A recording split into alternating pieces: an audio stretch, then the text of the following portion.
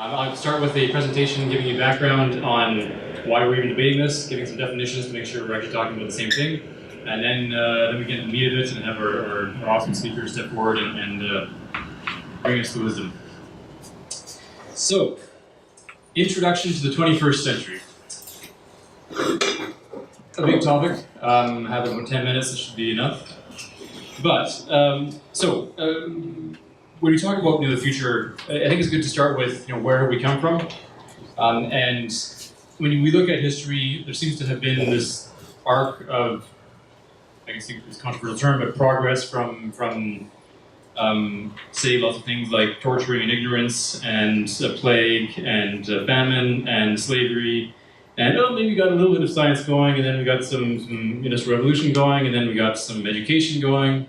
Then there's still some wars though. But then we got some global coordination with the UN going, and then we got some better minority rights, and then we got a little bit of environmental protection. Got a lot more abundance. If you walk into a grocery store today, it probably looks nothing like it did 100 years ago. And of course we have some medicine. We no longer have really plagues much anymore. And computers, access to information, and we've got access to the beyond planet Earth. So this is very much, Yuval Harari, Steven Pinker, sort of the story of progress of humanity. And the reason I bring this up is there's this question that the whole purpose of this nonprofit is for, and what this discussion tonight is about is, okay, so we have that more or less. There's still plenty of work to be done on poverty and war and all the rest, but if you look at the stats, we're on a good trend. So what next? Like in plenty more to do, but is that story of less and less ignorance, more and more abundance, is that really the story of the future, or is there more to it? So the answer is this. Quite a bit. There are, if I'm looking to read through all I don't know, a dozen items that are in there. There's probably an exhaustive, probably plenty more that are missing. But I'm sure you've heard of things like big data and corporate surveillance and government surveillance. You've probably heard of things like automation and technological unemployment, climate change, some pandemic risks, a bunch of really big hairy pieces that could very much shape our future. And there's also pieces like artificial intelligence, nanotechnology. And in general, we have this massive, complex frothing mass of things that we're going to have to deal with this century, and you have to figure out, okay, so what, among this huge mass of things, what is the story? What should we get right if we get only a few things right? And this is what I will attempt to do in the next few slides here.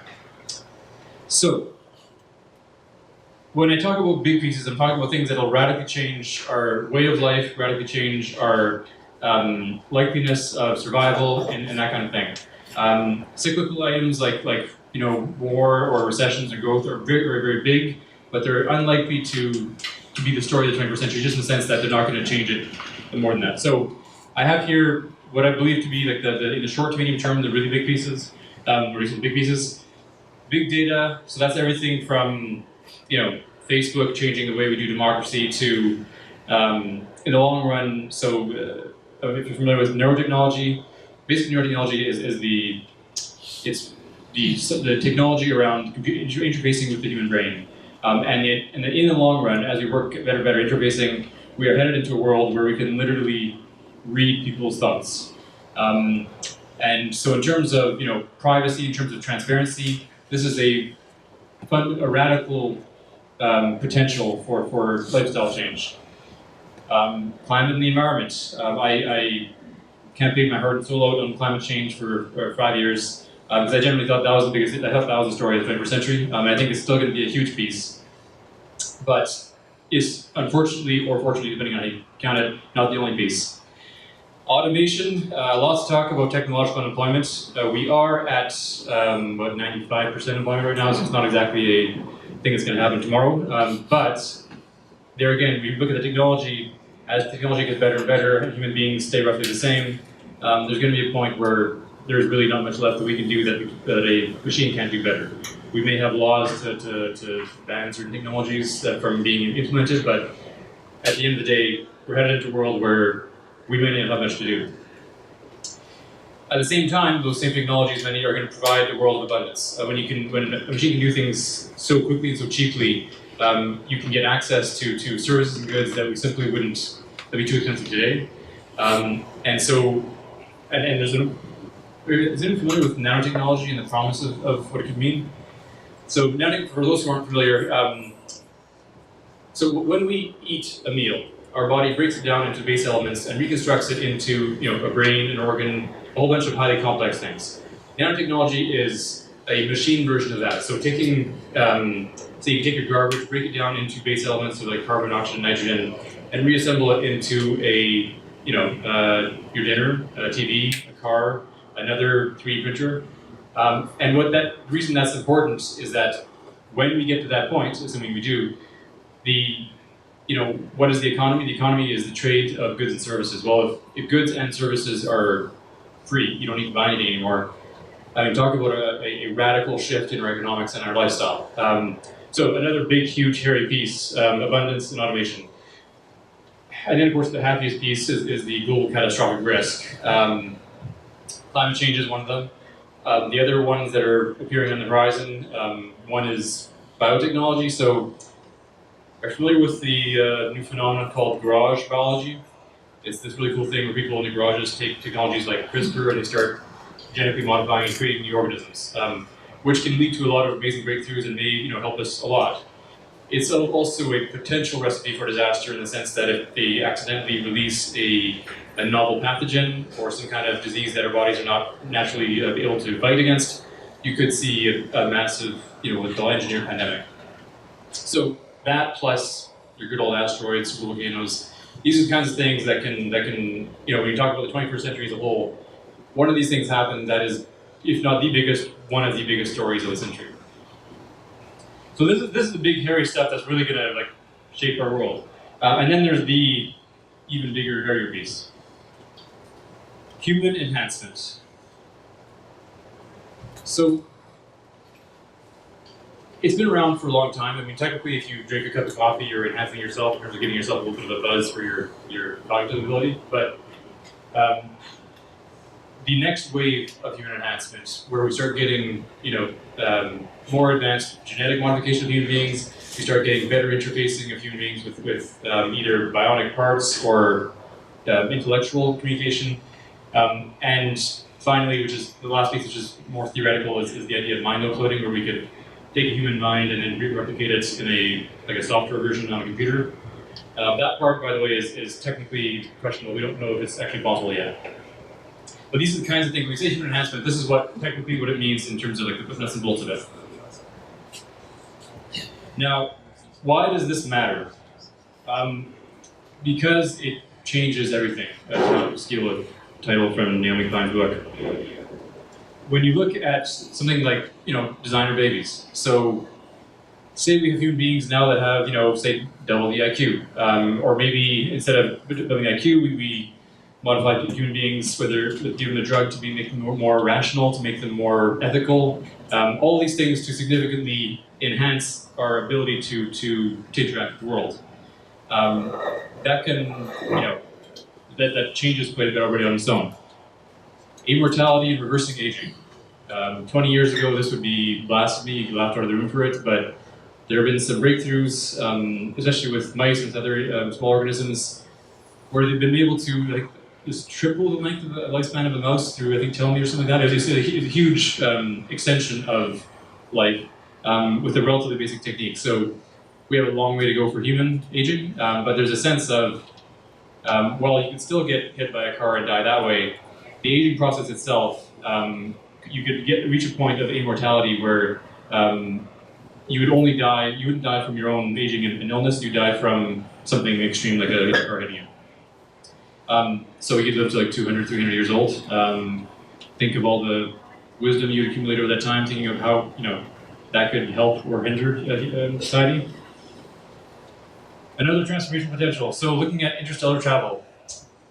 When you think of a movie like The Martian or Star Trek, where as soon as they step off planet Earth, they're usually immediately in some kind of large spacesuits with a whole bunch of things to try to get them to adapt to the new area.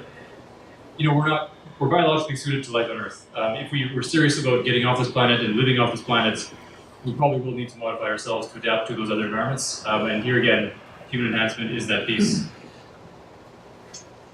And so last, yeah, so I mean, all of these, when you start changing the human being, it changes fundamental things. So the last point here, when you think of like democracy, we complain about democracy because, well, the politicians are self-serving and the voters are apathetic. Everyone is thinking short-term.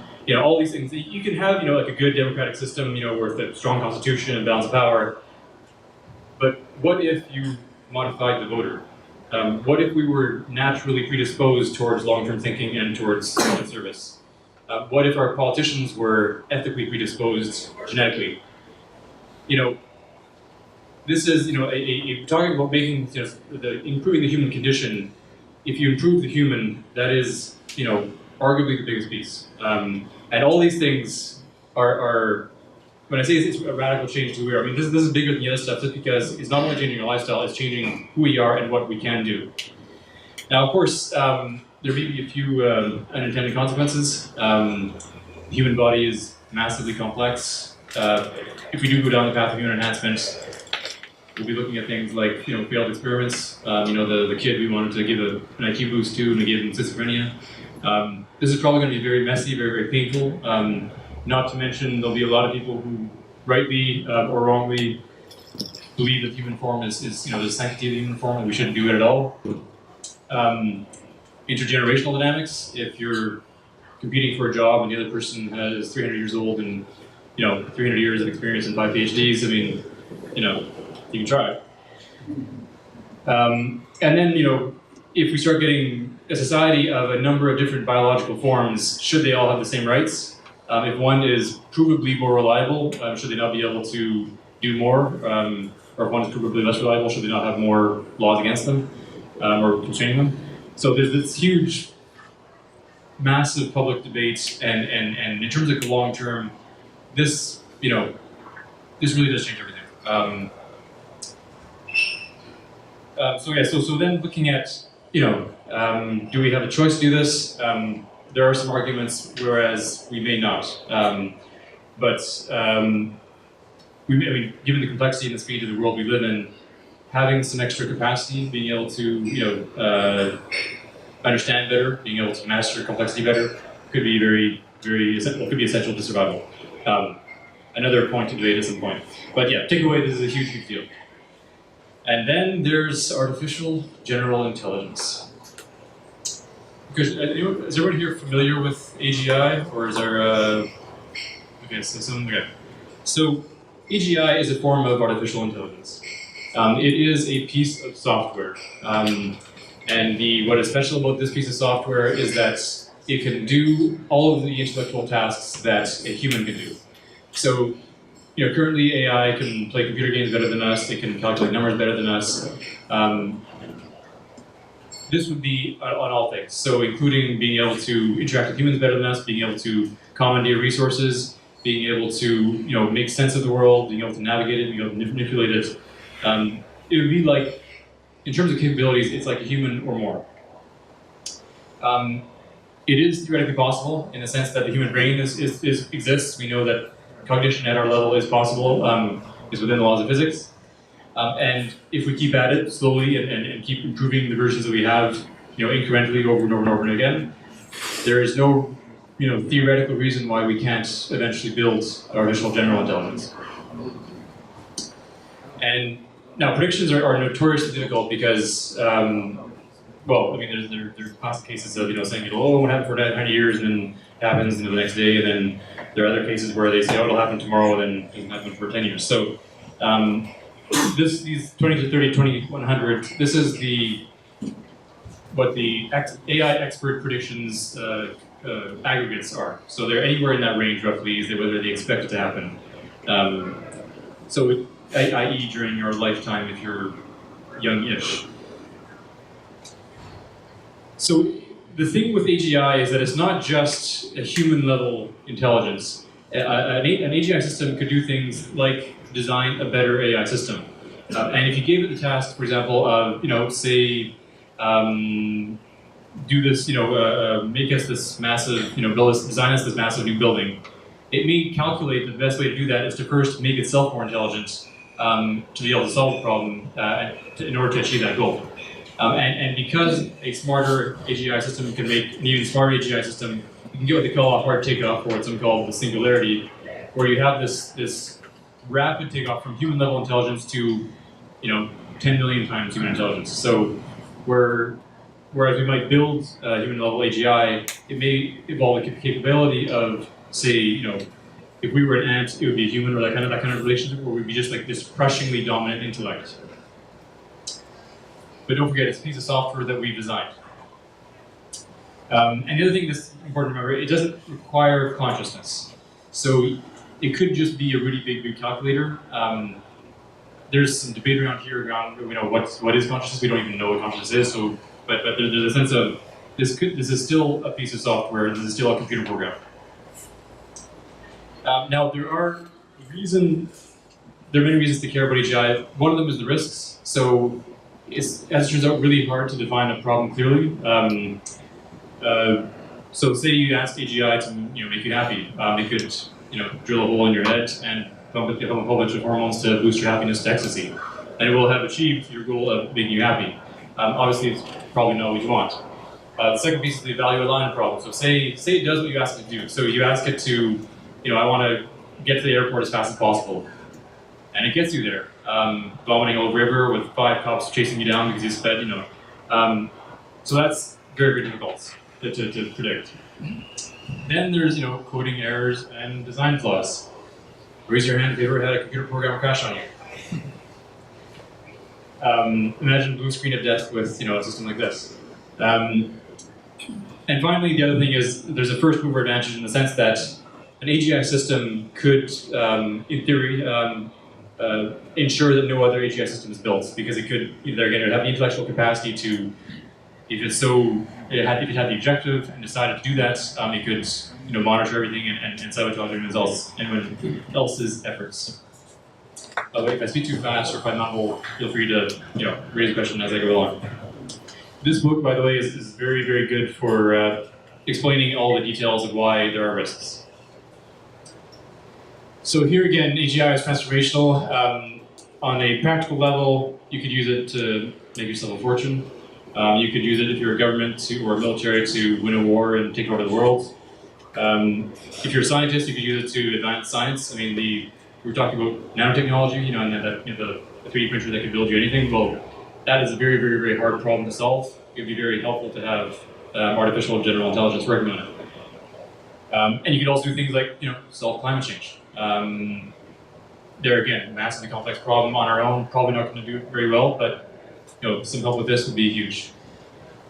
On the transformational side, this is where it gets really interesting. So, I mean, when you look at this room and you're thinking, okay, what is this?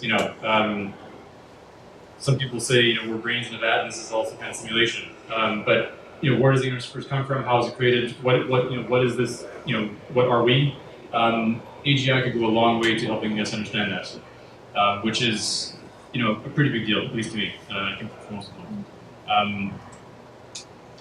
It could also do things like manage the evolution of Homo sapiens. So we were talking about how messy it was going to be to start doing human trials of genetic modification.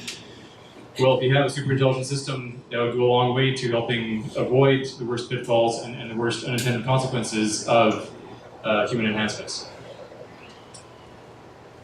And of course, AGI would be far, far better than us in terms of ensuring the survival of life in the known universe. So if this is, if the bottom line is that AGI is the big deal. So yeah, so takeaways from this, you could pretty much solve or minimize or take care of every other issue with AGI, and depending on what we use it for, and how it's built and how it's designed, that will do more to shape the future, long-term future than anything else. So to recap, we've got on the bottom, in terms of the scale is potential impact on our long-term future.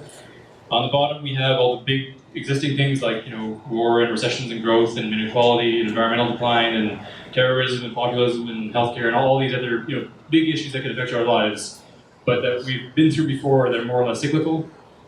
Above that, we've got the major life changes from automation to heading into a world of a transparent world without jobs. We can step in and out of with virtual reality. Meanwhile, we've got catastrophic risk, which is I consider bigger than that just because it could bring everything else down. We went through that before. And then on top of that, in the longer term, the really big pieces in terms of changing our long-term future, deciding the future of humanity, you've got human enhancements and you've got artificial general intelligence. So that's a lot of information. I hope I didn't overwhelm you with too much. But as we